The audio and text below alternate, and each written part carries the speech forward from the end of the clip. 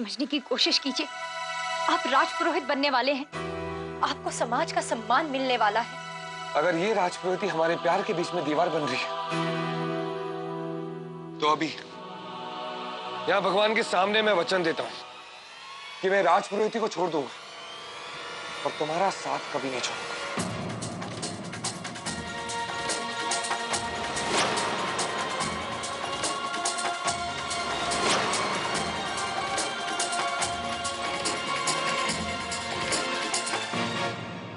मैं समझती थी कि मैं आपको अच्छी तरह से जानती हूँ,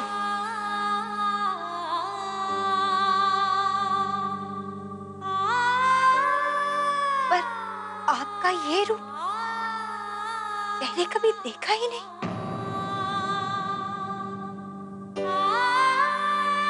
मैं नहीं जानती थी कि आप इतने स्वार्थी हैं, इतने स्वार्थी कि आप अपनी खातिर अपने दादाजी की आखिरी उम्मीद को तोड़ सकते हैं और उन्हें मायूस कर सकते हैं। जो लोग आपको राजपुरोहित बनते हुए देखना चाहते हैं, लेकिन मेरी एक बात गांठ बांध दीजिए, इस अधर्म में मैं आपकी भागीदार नहीं बनूंगी।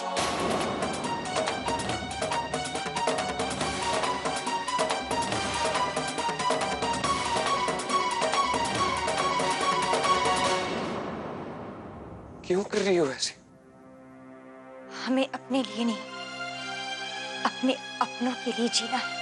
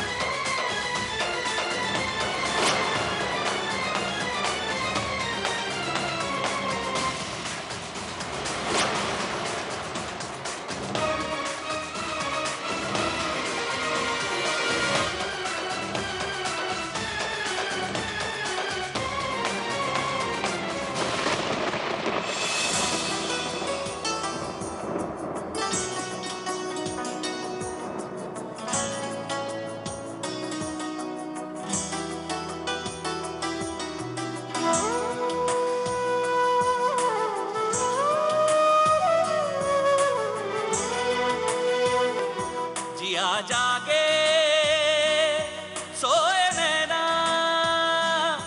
यही सोचूं सारी रहना।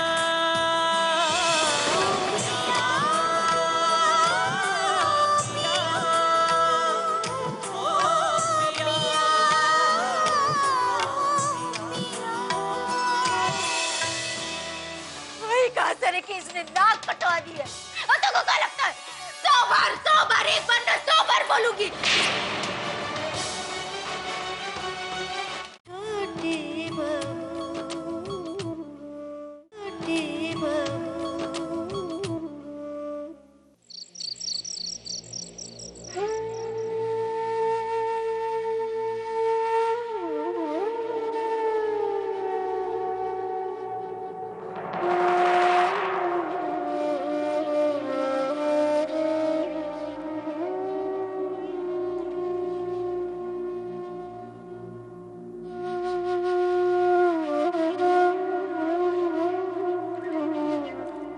हेलो मिस्टर देव, जैसे जैसे शादी के दिन नजदीक आ रहे हैं, तुम्हारा आंखें खोल के सपने देखना शुरू हो गया है।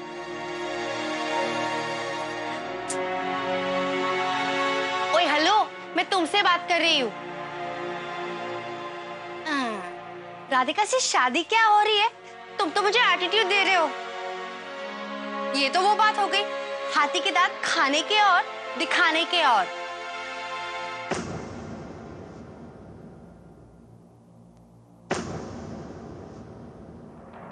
क्या हुआ देव, बोलो ना देव। देव क्या बात है? सब सब ठीक तो है ना? देव कुछ बोलो, क्या बात है? किसी ने कुछ कहा क्या? राधिका से झगड़ा हुआ क्या?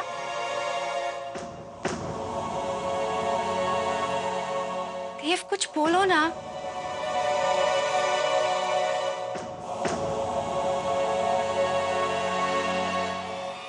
देव क्या हुआ?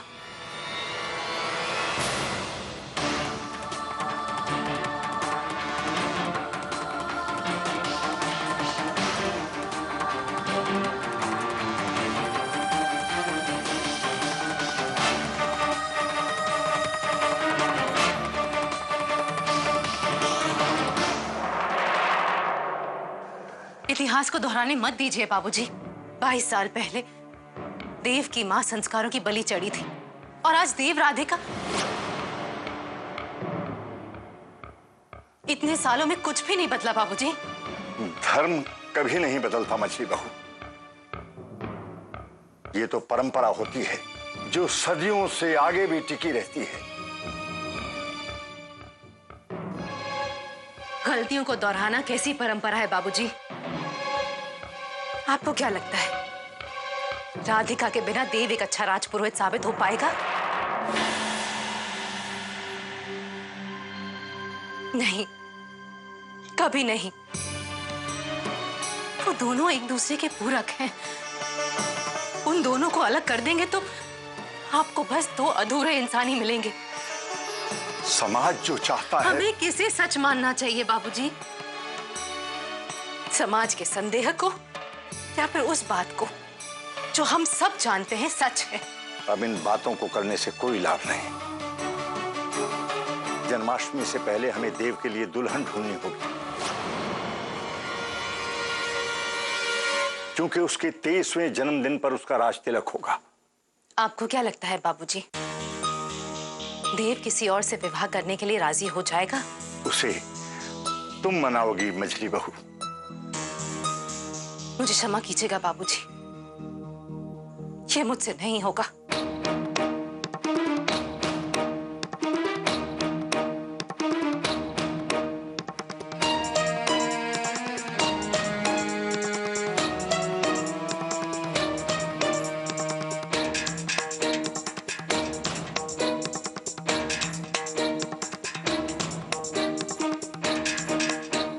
अम्बा, तुम कभी भी धर्म से पीछे नहीं हटोगी।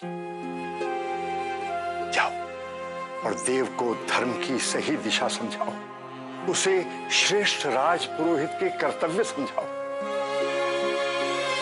बचपन से आज तक तुमने ही उसे सही गलत समझाया है। अब ये भी तुम्हारी जिम्मेदारी है अम्बा।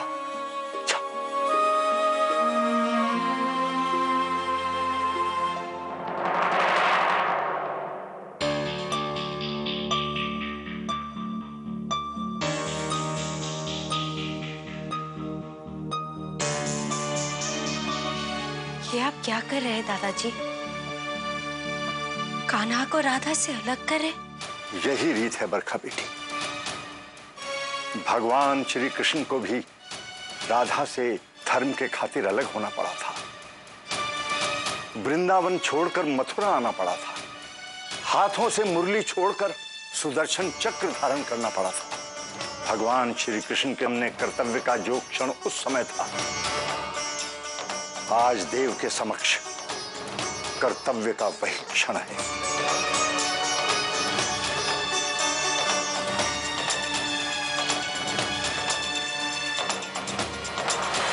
मेरे पोते देव के साथ विवाह करोगी?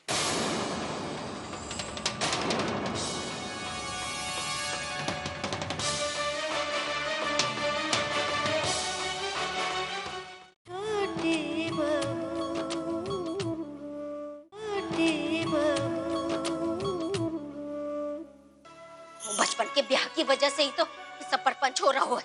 वही ब्याह की वजह से ही छोरी ने 7 फेरे न पूरे होने दिए।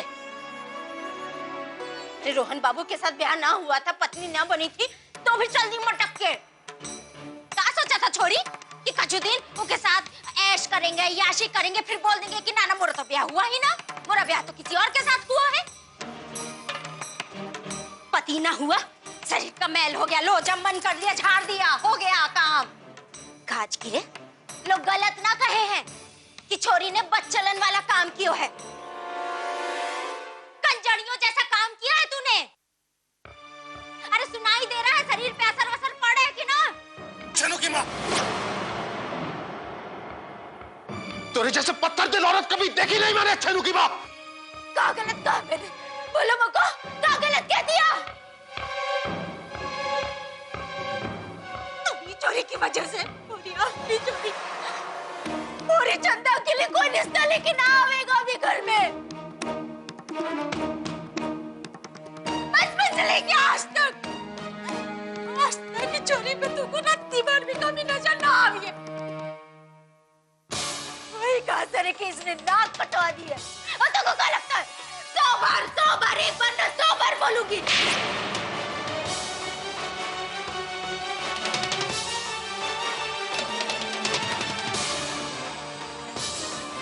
सारी वजह से जो इतने सालों में ना हुआ वो आज हुआ है।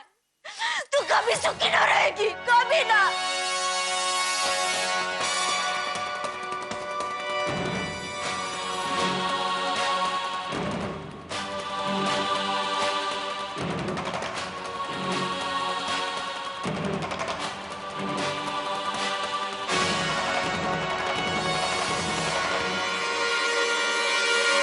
राजपुरोहिती हर भावना, हर रिश्ते से बहुत बड़ी होवत है। मेरी राधिका को और कितने दुख सहने होंगे। क्या भगवान को उस पर तरस नहीं आता? वो बहुत सच्ची भगत है। उमा बहुत बड़ी शक्ति है सब कुछ सहवे की। क्यों सह रही है तू ये सब? क्या रखा इन समाज धर्म राजपुरोहिती की बातों में? राधिका, तुम और देव एक दूसरे से प्यार करते हो और शादी करना चाहते हो। इससे ज्यादा किसी को ना तो जानने का हक है और ना ही होना चाहिए। एक राजपुरोहित सिर्फ अपने बारे में नहीं सोच सकता है बरखा। मुझसे मेरा प्यार छीन लिया जा रहा है। हुई है उहई जो राम रची राखा, वो करी तरक बढ़ावे साखा। अपने मानने या अपनी सोच से कछु ना होवे है लालन। जो होना होवत है वो हो के राहत है। इंसान केवल अपना धर्म निभा सके है और तोरा धर्म है एक अच्छा राजपुरोहित बनने का। पर उसके लिए तो को राधिका को भूलना पड़ेगा।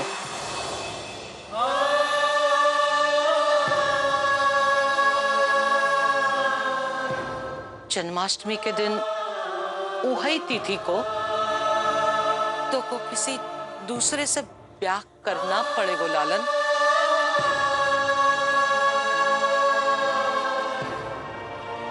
नहीं नहीं, किसी और से शादी करने के बारे में मैं सोच भी नहीं सकता। वो तुझसे बहुत प्यार करता है तो तू समझाना उन्हें।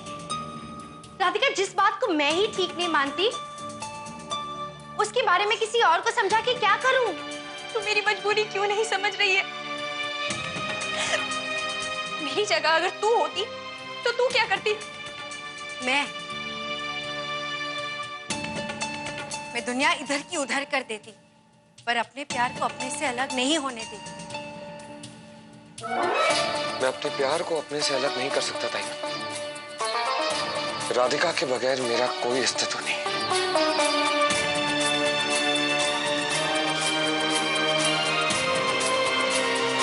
देव,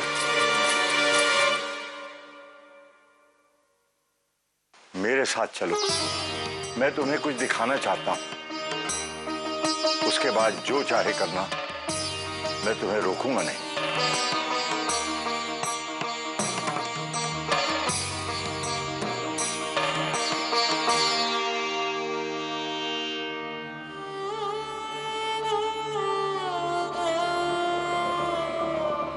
सेवा, सेवा करो।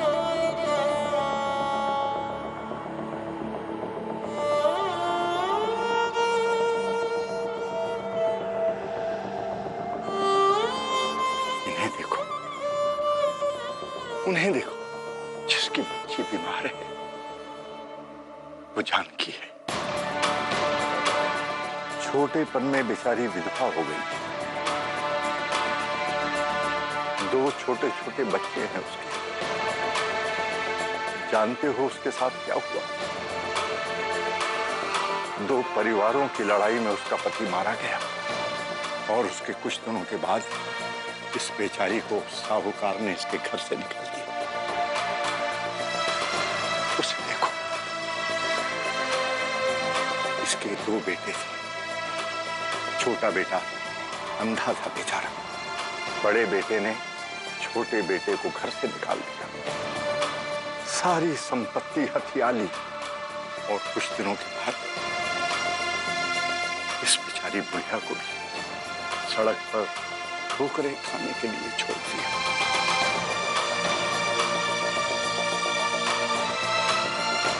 और इन लोगों के साथ इंसाफ क्यों नहीं किया गया? किससे इंसाफ मांगते हम? राजपुरोहित जी तब बीमार थे और महेश्वरी जी न्याय सभा लेती नहीं थी। जब मैंने स्वास्थ्य लाभ किया, कार्यभार संभाला, तब मुझे इन लोगों की विपत्तियों का पता लगा। इन्हें आश्रय दिया, भोजन दिया। तुम क्या समझते हो, यदि विराट या रोहन राजपुरोहित बन जाता तो क्या वो अपना उत्तरदायित्व समझता?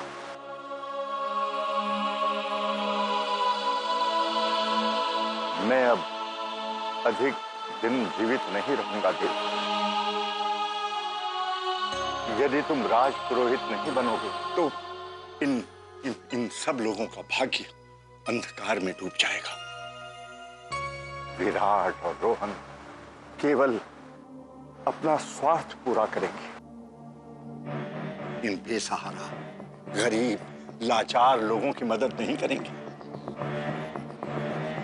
ना सिर्फ राजपुरोहिती का नाम खराब होगा, बल्कि परंपरा, विरासत सदा सदा के लिए गर्भ में समा जाएगी।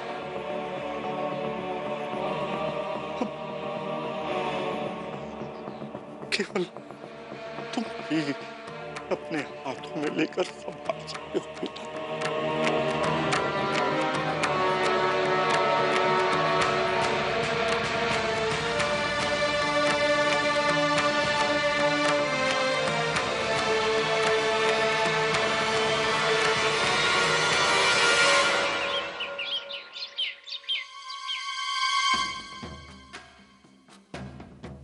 बाबूजी, देव अभी तक सदमे से उभरा नहीं है। राधिका को भुलाकर वो किसी और से शादी करने के लिए हाँ कहते, उसके बाद आप तस्वीरें देख लीजिएगा। आप ही सोचिए ना, ये सब देखकर उसे कितना बुरा लगेगा। देव मना नहीं करेगा वो, और वैसे भी हमारे पास समय बहुत कम है। 21 तारीख को देव का विवाह किसी भी हालत में होना चाहिए।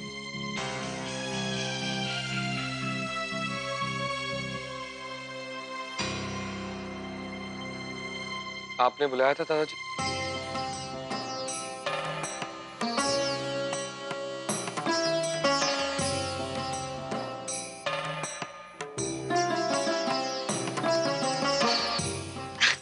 पंडित जी, हमें भी दिखाइए। सारी लड़कियां गुरुकुल में पढ़ी हुई हैं और बहुत ही संस्कारी हैं।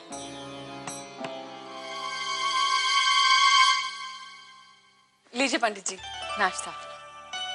पंडित जी, सोने जैसी खरी लड़की ढूंढ के लाए हैं ना हमारे देव के लिए। हीरे से कम नहीं है वो। आप देखते जाइए, एक से एक बढ़ के रिश्ते लेके आया हूँ।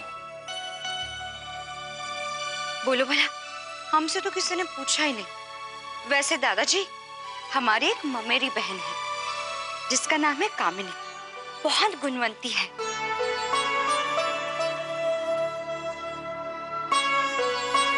और हाँ, इन सारी लड़कियों से सुंदर भी। बस हमसे थोड़ी सी कम सुंदर है, लेकिन अच्छी है।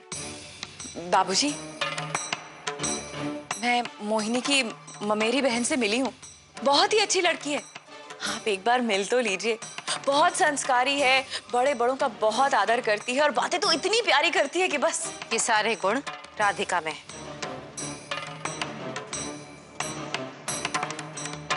कोई और लड़की राधिका की परछाई बराबर भी नहीं हो सकती। ठीक कहा मझली बहू ने।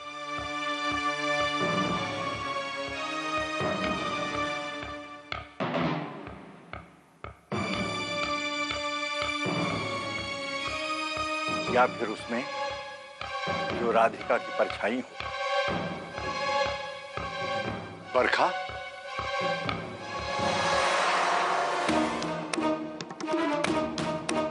जी दादाजी।